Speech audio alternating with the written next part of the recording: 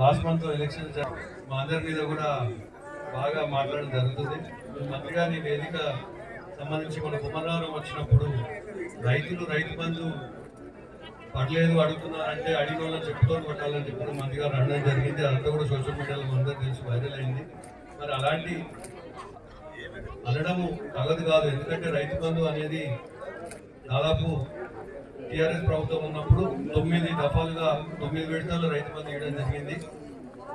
మరి మీరు మీ ముఖ్యమంత్రి గారు ఇద్దరు కూడా 9వ తారీఖు ప్రమాణ స్వీకారం చేయంగానే మీరు 10,000 కాదు 15,000 ఇస్తామన్నారు. అదే రోజు 2 లక్షల రుణమాఫీ చేస్తామని అన్నారు. పెన్షన్ కూడా 2,000 కాదు 4,000 వస్తుందని అన్నారు. లోన్ తీసుకోండి రైతులు కూడా మీరు ఇప్పుడైనా లోన్ తీసుకోండి మేము 9వ తారీఖు మాఫీ చేస్తామని అన్నారు. మరి ఇవన్నీ మీరు చేయక మళ్ళా ఉంటా రైతులను తిట్టడం ఇవన్నీ భావ్యం కాదు.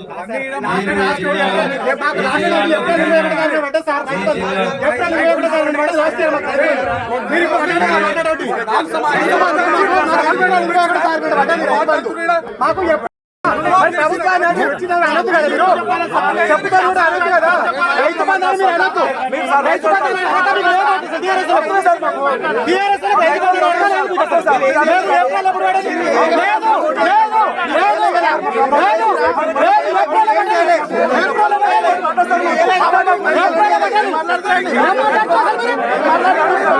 అభివృద్ధి వాళ్ళు ఏం చేస్తున్నారు మీరు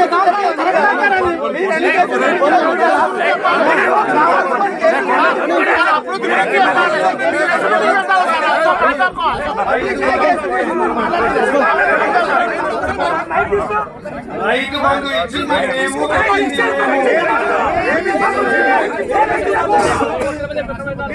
దేశంలో ఎక్కడ పెట్టింది ఇక్కడ పెట్టింది ఈ రాష్ట్రంలో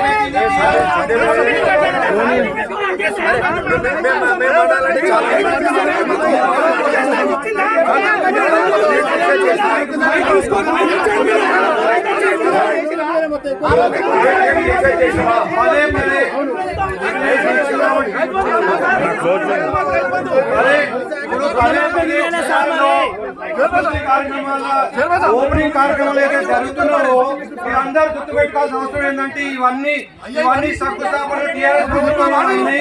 మేము పెట్టిన ఫండ్స్ ఓపెనింగ్ చేస్తున్నాం తప్ప కాంగ్రెస్ గవర్నమెంట్ వచ్చిన తర్వాత ఒక ఫండ్ పెట్టలేదు, ఒక శంకుస్థాపన మీరందరూ మాట్లాడతారంటే నాకు మాట్లాడటం చాలా ఉంది. ఈ అవకాశం మీ అందరూ కూడా ధన్యవాదాలు.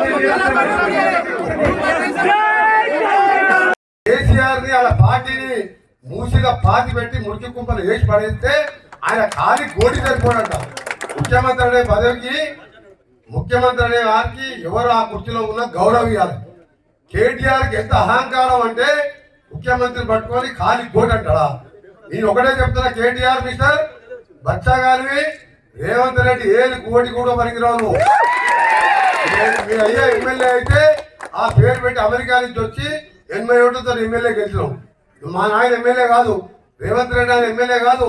వ్యవసాయ కుటుంబం కష్టపడి ప్రజల కోసం పోరాటం చేస్తే ఎమ్మెల్యేలు అయినాం. ఇక్కడ కూడా సందీప్ రెడ్డి కూడా పెద్ద నాయకుడు మాధవ్ రెడ్డి పేరు చేస్తే జడ్పీటీసీ అయింది తప్ప ఇలా సర్పంచ్ కూడా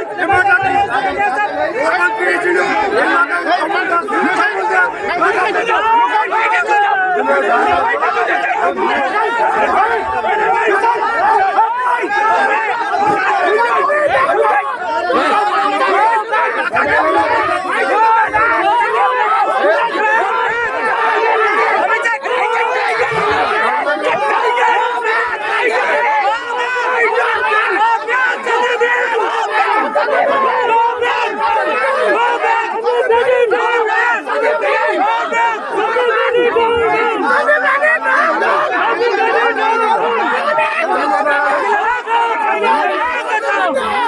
Bring it down now!